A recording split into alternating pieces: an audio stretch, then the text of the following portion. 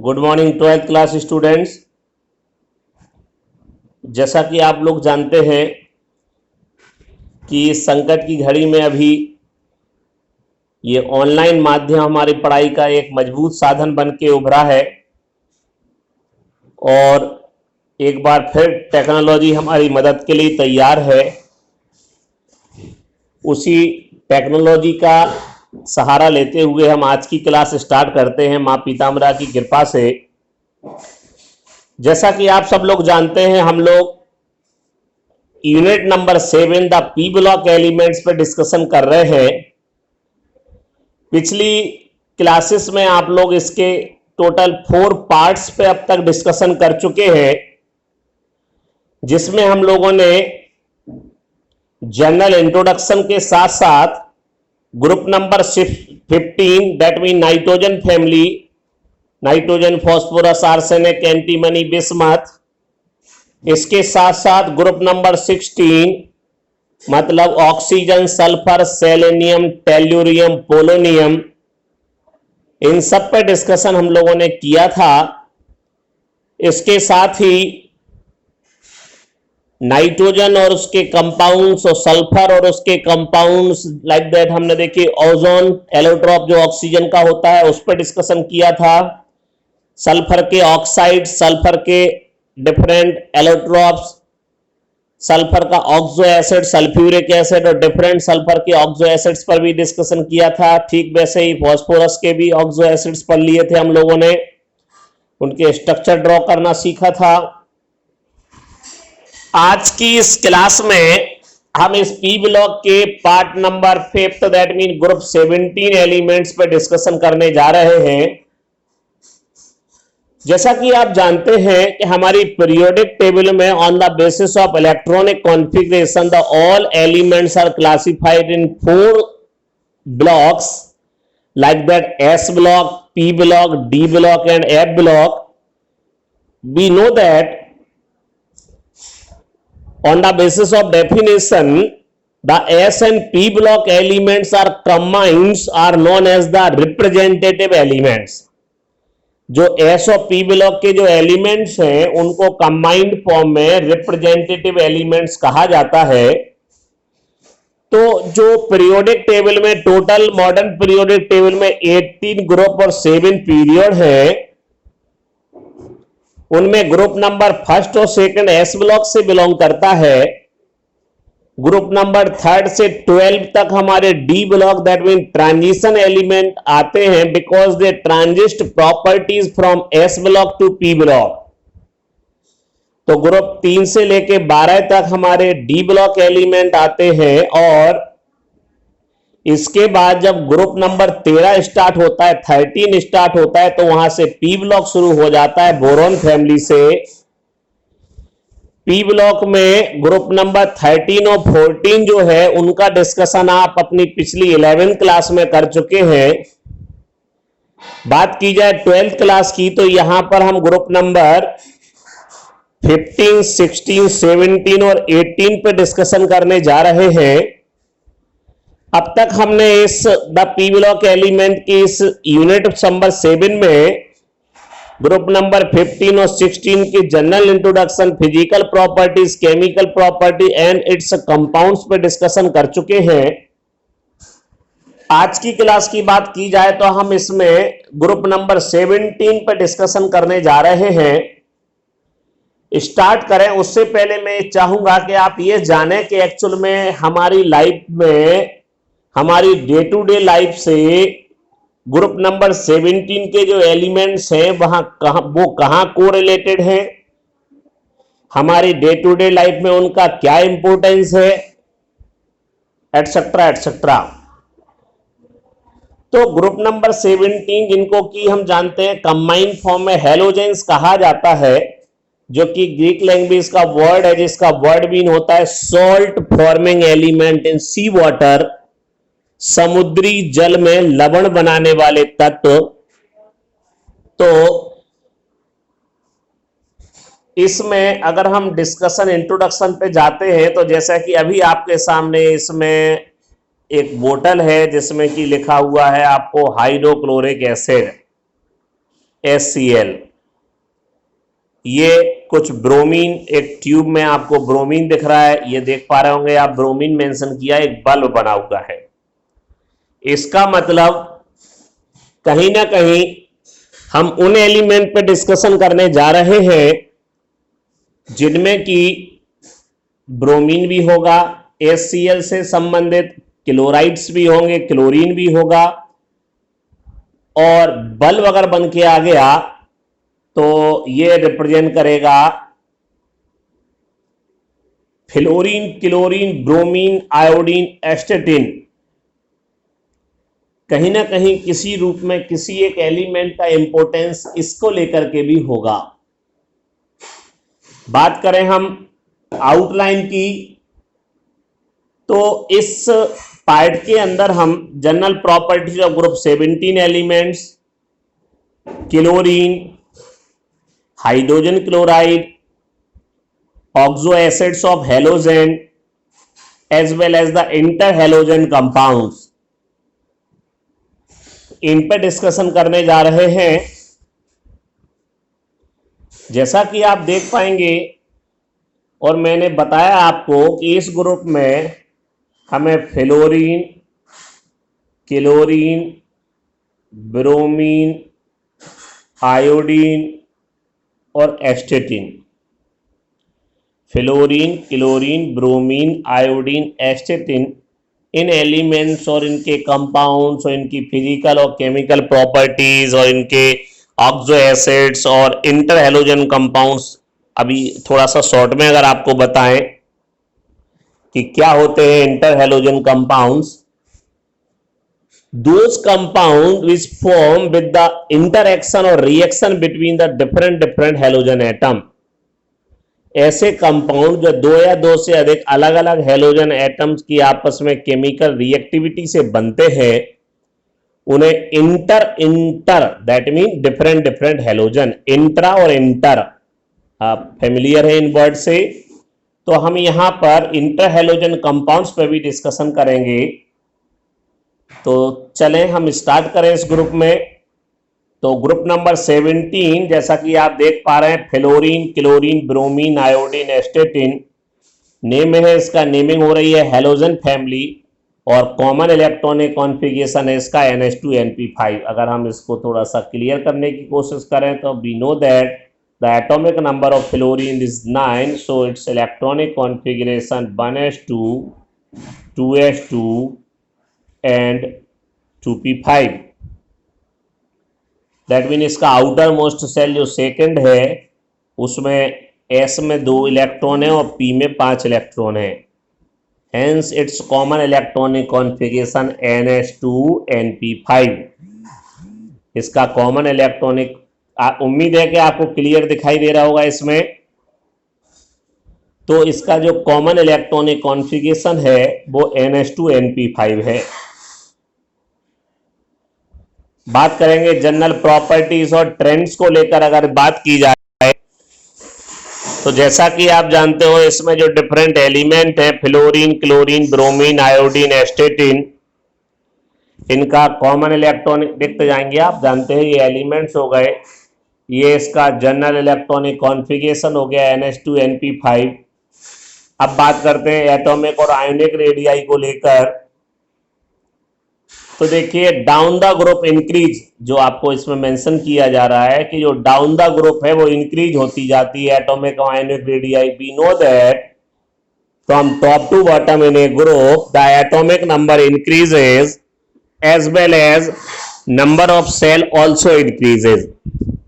When increase the number of shell then increase the distance between the centre of nuclei to outermost cell, hence its atomic and ionic radii also increases। तो atomic और ionic radii increase होती चली जाएगी। इसके साथ ही बात करेंगे हम आयोनाइजेशन एंथैल्पी को लेकर। तो जो आयोनाइजेशन एंथैल्पी का ट्रेंड है जो कि हम पिछले ग्रुप्स में भी पढ़ते हुए आ रहे हैं, from top to bottom in a group the ionization energy or ionization enthalpy decreases because increase the number of cell, then increase the distance between the center of nuclei to outermost cell, hence decrease the attraction between the nucleus as well as the outermost cell electron. We know that the amount of energy needed from the removal of an electron from its isolated gaseous atom.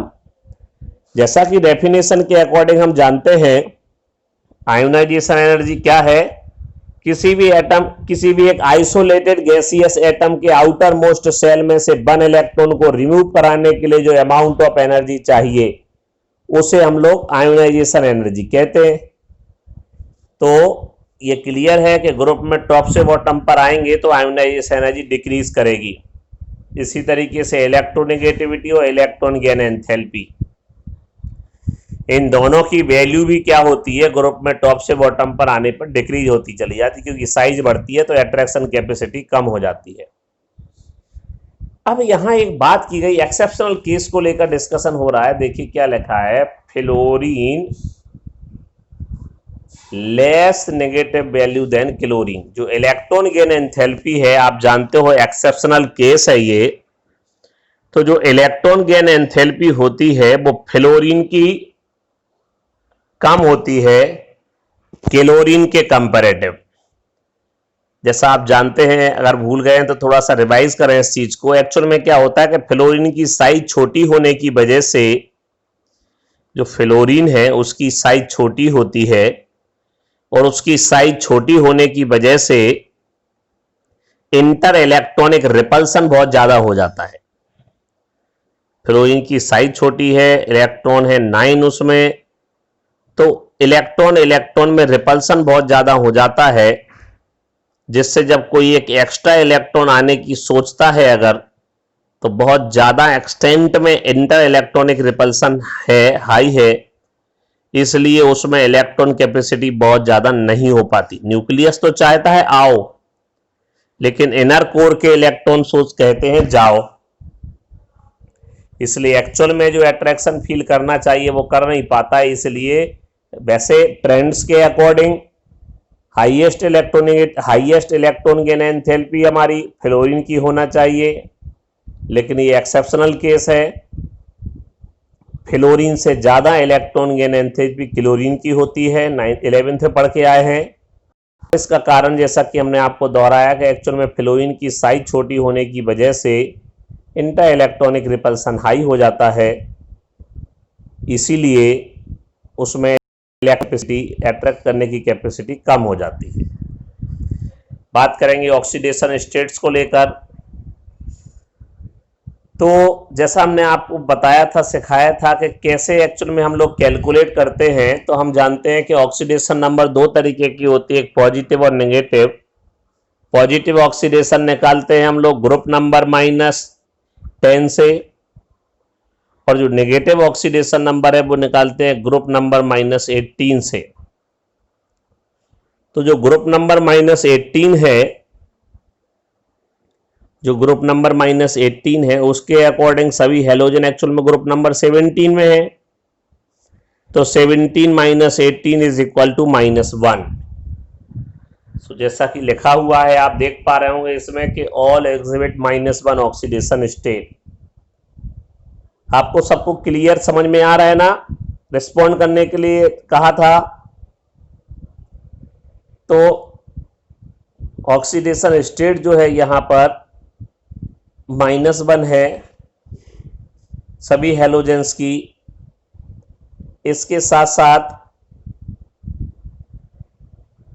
कुछ halogens ऐसे हैं जो +1, +3, +5 और +7 oxidation states भी show करते हैं due to the presence of unpaired electron. तो electron excitation के बेस पर, जैसे अगर हम आपको एग्जाम्पल दें ClF7, तो इसमें जो फ्लोरीन है वो तो हाईएस्ट इलेक्ट्रोनेगेटिव एलिमेंट है, तो इसकी तो ऑक्सीडेशन स्टेट -1 होगी। फ्लोरीन जो है तो इसकी तो ऑक्सीडेशन स्टेट -1 होगी। और क्लोरीन जो होगा इसमें, इस केस में इसकी ऑक्सीडेशन नंबर +7 शो करेगा। ये +7 ऑक्सीडेशन स्टेट शो करेगा। तो इस तरीके से ये वैसे तो कॉमन ऑक्सीडेशन स्टेट इनकी -1 है, लेकिन जैसा आप जानते हो कि अगर कोई एक एलिमेंट अपने मोर इलेक्ट्रोनेगेटिव एलिमेंट के सामने आ जाए तो वो पॉजिटिव ऑक्सीडेशन स्टेट शो करने लगता है। तो फ्लोरीन को छोड़ दिया जाए, क्योंकि जो फ्लोरीन है उसकी तो इलेक्ट्रोनेगेटिविटी हाईएस्ट है, इसलिए उसको छोड़ दिया जाए। वो तो ऑलवेज -1 ऑक्सीडेशन स्टेट ही शो करेगा, लेकिन उसके अलावा डिफरेंट जो और हैलोजन है, अदर हैलोजन है, वो इंटर हैलोजन कंपाउंड्स में पॉजिटिव ऑक्सीडेशन स्टेट शो करने लगते हैं। क्योंकि अगर जैसे हमने आपको उदाहरण दिया कि ब्रोमीन अगर क्लोरीन के साथ आ जाए, तो जैसा आप जानते हो इलेक्ट्रोनेगेटिविटी ब्रोमीन की ज़्यादा है कि क्लोरीन की ज़्यादा है। ऑब्वियसली आपको पता है कि क्लोरीन की ज़्यादा है, तो उस केस में जो क्लोरीन है वो माइनस ऑक्सीडेशन स्टेट शो करेगा, और जो ब्रोमीन होगा वो पॉजिटिव ऑक्सीडेशन स्टेट देने लगेगा, जैसे हमने आपको ClF3 में बताया। अब इसका फर्स्ट एलिमेंट जो मुखिया जिसको अगर हम कहेंगे, उसको लेकर बात की जाए तो जो क्लोरीन है उसकी मेथड ऑफ प्रिपरेशन में MnO2 manganese dioxide react with HCl and form chlorine. Method है, रिएक्शन लिख के देखनी होगी। NaCl react with MnO2 as well as H2SO4 then chlorine also obtain। फिर एक अलग रिएक्शन देखी जाए तो इसमें थोड़ा सा मुझे लग रहा है कि इसमें कोई थोड़ी सी गलती है, नज़र आ रही है। मुझे लग रहा है 5Cl2 ही होना चाहिए, क्योंकि 16 हो गया तो 2 और 2 4, 2 और ये 16 है, तो थोड़ा बैलेंसिंग में प्रॉब्लम है। लेकिन हाँ 5Cl2 रहेगा, Cl के फॉर्म में नहीं रहता, ठीक है, बैलेंसिंग हो जाएगी। अगला ये इंडस्ट्रियल मेथड हो गई। इसमें देखिए क्लोरीन ऑब्टेन हो रहा है, इलेक्ट्रोलाइसिस कराया जाए। अगर आप जानते हो NaCl का इलेक्ट्रोलाइसिस कराया जाए तो उसमें भी क्या मिलेगा आपको, क्लोरीन ऑब्टेन हो जाएगी। जनरल प्रॉपर्टीज ऑफ क्लोरीन लिखा हुआ है, it is greenish yellow gas with pungent and suffocating order, सड़े हुए अंडे की तरह, और सफोकेशन दम घोंटने वाली गैस है। Time heavier than air, air के कंपैरेटिव 2 से 5 गुना तक भारी है। वाटर में सॉल्यूबल है, वाटर सॉल्यूबल होने की वजह से ही ये हाइड्रोक्लोरिक एसिड मतलब HCl भी बना लेता है, और वाटर क्लोरीन सॉल्यूबल होने की वजह से इसका ब्लीचिंग एजेंट होता है जी, ब्लीचिंग एक्शन रखता है, ठीक है। वो पानी की जो ब्लीचिंग की जाती है तो क्लोरीन की गोलियां आप जानते हो डाली जाती है। सो ब्लीचिंग प्रॉपर्टी आ गया। सो ऑक्सीडाइजिंग नेचर, ब्लीचिंग प्रॉपर्टी भी है, ऑक्सीडाइजिंग नेचर भी है, ठीक है। आते हैं देखते हैं इनको। केमिकल प्रॉपर्टीज ऑफ क्लोरीन, ये तो फिजिकल प्रॉपर्टीज पे डिस्कशन कर रहे थे, अब हम बात कर रहे हैं केमिकल प्रॉपर्टीज ऑफ क्लोरीन को लेकर। तो लिखा हुआ है रिएक्शन विथ मेटल, मेटल के साथ रिएक्ट करोगे क्लोराइड बनेगा, AlCl3 FeCl3। नॉन मेटल के साथ रिएक्ट करोगे तो भी क्लोराइड बनेगा। भाई कंपाउंड उसी के नाम से पुकारा जाता है जिसकी इलेक्ट्रोनेगेटिविटी हाई होती है। तो अगर क्लोरीन से जो मोर इलेक्ट्रोनेगेटिव है उनके साथ अगर क्लोरीन रिएक्ट करके वो बाइनरी कंपाउंड बनेगा तो उसमें क्लोराइड नहीं बोलेंगे। लेकिन ऐसा कोई भी एलिमेंट जिसकी इलेक्ट्रोनेगेटिविटी क्लोरीन से कम होगी, तो वो अगर क्लोरीन के साथ रिएक्ट करेगा तो उस कंपाउंड को, बाइनरी कंपाउंड को हम क्लोराइड ही बोलेंगे, ठीक है ना। तो जैसा कि आप देख पा रहे हो, मेटल के साथ रिएक्ट करके क्लोराइड बना दिया, नॉन मेटल के साथ रिएक्ट करके भी क्लोराइड बन रहा है। अमोनिया के साथ अमोनियम क्लोराइड बन गया, हाइड्रोजन के साथ रिएक्ट करके HCl बनेगा। रिएक्शन में हाइड्रोजन कंटेनिंग कंपाउंड जो होंगे उनके साथ रिएक्ट करने पर ये क्या हो रहा है, डिस्प्लेसमेंट रिएक्शन दे देगा, ठीक है। डिस्प्लेस मतलब क्लोरीन जो होगा वो हाइड्रोजन को डिस्प्लेस कर देगा और HCl का फॉर्मेशन करेगा। बात करें रिएक्शंस विथ एल्कलाइज, जो एल्कलाई जैसे NaOH हो गया, इसके साथ रिएक्ट करोगे तो सोडियम क्लोराइड और सोडियम हाइपोक्लोराइड का फॉर्मेशन हो गया, सोडियम क्लोराइड बन गया। ये कोल्ड और डाइल्यूट है, ये हॉट और कंसंट्रेटेड है। इनको प्रॉपर्टीज को लिख के देखना पड़ेगा। ऑक्सीडाइजिंग नेचर, ये डिफरेंट डिफरेंट सब्सटेंसेस को ऑक्सीडाइज कर दे रहा है, क्योंकि आपने जैसा प्रॉपर्टीज में पढ़ा है, देखिए अभी पढ़ा था आपने कि सो ऑक्सीडाइजिंग नेचर, ठीक है। तो ऑक्सीडाइजिंग नेचर रख रहा है कैसे, देखो FeSO4, FeSO4 में Fe क्या होगा, यहाँ पर फेरस आयन होगा, डाई पॉजिटिव होगा। और अगर हम यहाँ की बात करें Fe2SO4 का होल थ्राइज, तो यहाँ पर Fe की ऑक्सीडेशन नंबर है वो ट्राई पॉजिटिव आएगी, मतलब फेरिक हो गया।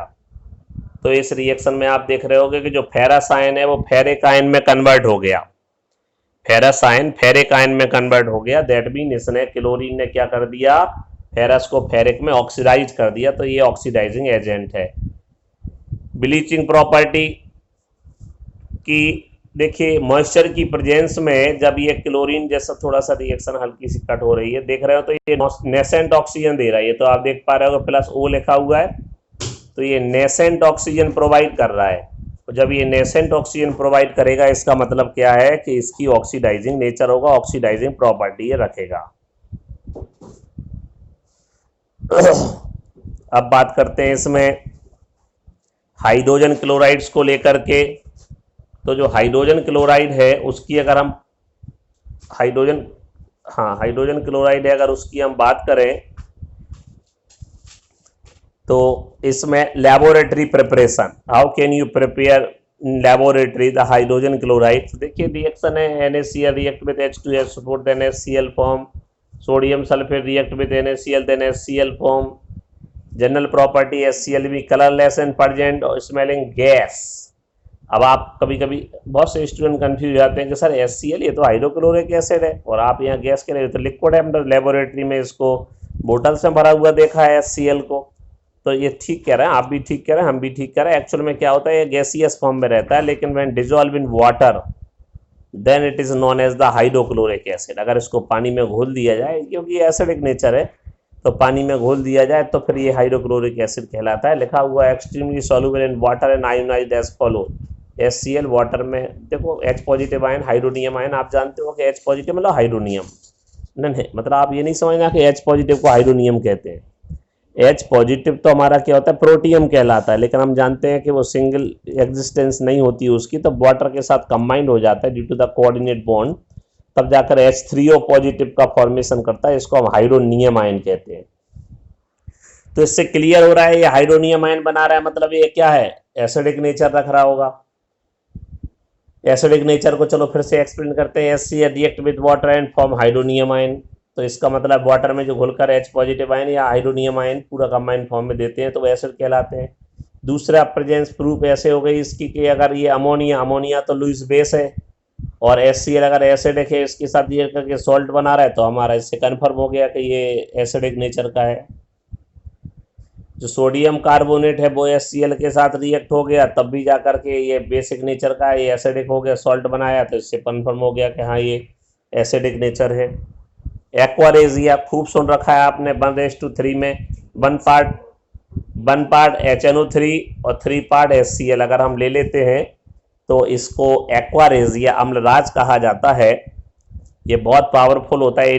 देखो लिखा है, it can dissolve even noble metals, ठीक है, गोल्ड सिल्वर प्लेटिनम, इन मेटल्स को ये घोलने तक का पावर रखता है, घोल लेता है उसमें, है ना, मतलब हाईली, बहुत ज़्यादा स्ट्रॉन्ग और स्ट्रेंथ बहुत हाई होती है इसकी।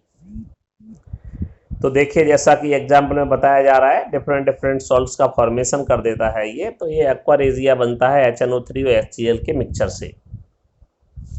बात करेंगे ऑक्सो एसिड्स ऑफ हैलोजेंस, ये आपकी बुक में है, आसानी से आप देख पाएंगे इन्हें, ये ऑक्सो एसिड्स है।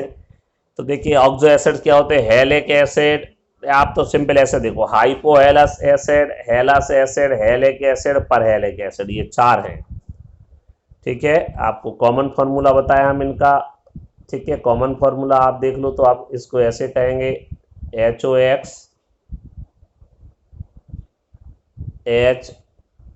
HO2X HO3X HO4X, ठीक है, 4 तरीके के होते हैं hypohalous acid, hypohalous acid, halous acid, halic acid और परहेलिक एसिड। कॉमन फॉर्मूला याद रखो, आप सब बना लोगे। जैसे हमने कहा HOX कहा तो HOF, HOCl, देख पा रहे होंगे आप, HOX कहा तो HOF, HOCl, HOBr, HOI। ठीक है। अगला हमने आपसे कहा था HXO2, HXO3, HXO4, इस तरीके से लिख दिया। HOCl3 वाला स्ट्रक्चर के तरीके से इसको मेंशन कर दिया। बकाया मॉलिक्यूलर फार्मूला कहेंगे तो हम HClO4 हो जाएगा। ठीक है, तो ये हमारे ऑक्सो एसिड्स हैं, जैसे कि फास्फोरस के ऑक्सो एसिड थे H3PO3, H3PO4, सल्फर के ऑक्सो एसिड थे H2SO3, H2SO4, H2S2O7, H2S2O8, H2SO5 etcetera etcetera. तो ऐसे यहाँ पर ये ऑक्सो एसिड्स किसके हैं, हैलोजन के हैं। इनके स्ट्रक्चर ड्रॉ किए गए, आपके सामने है स्ट्रक्चर। हाइपोक्लोरस एसिड, ये जो बताया आपको HOX, HXO2, HXO3, HXO4। Hypohalous acid, halous acid, halic acid और परहेलिक एसिड। तो इसमें क्लोरीन ले लिया, क्लोरीन का एग्जाम्पल ले लिया, तो हाइपोहेलस तो हो जाएगा हाइपोक्लोरस, फिर क्लोरस, फिर क्लोरिक, फिर परक्लोरिक, है ना। सो ये एक बढ़िया सी बात इसमें बताएगी। क्या इस चीज को आप मेंशन करना, नोट करना, acidic strength is directly proportional to oxidation state. Acidic strength is directly proportional to oxidation state, मतलब जितनी ज्यादा ऑक्सीडेशन स्टेट होगी, जितनी ज्यादा ऑक्सीडेशन स्टेट होगी उतनी इसकी हाई एसिडिक स्ट्रेंथ आ जाएगी। नेक्स्ट अगर हम बात करें इंटरहैलोजन कंपाउंड्स, हम ये चाहेंगे कि इस पे आपको एक पूरी क्लास ली जाए, क्योंकि ये बहुत इंपॉर्टेंट है और हमारे नेक्स्ट उसमें भी आएगी। तो इसको अभी हम ना करते हुए अभी आपको हम ये बताएं कि इंटरहैलोजन कंपाउंड्स, इसको थोड़ा अलग से लेंगे, ये बहुत इंपॉर्टेंट चीज है।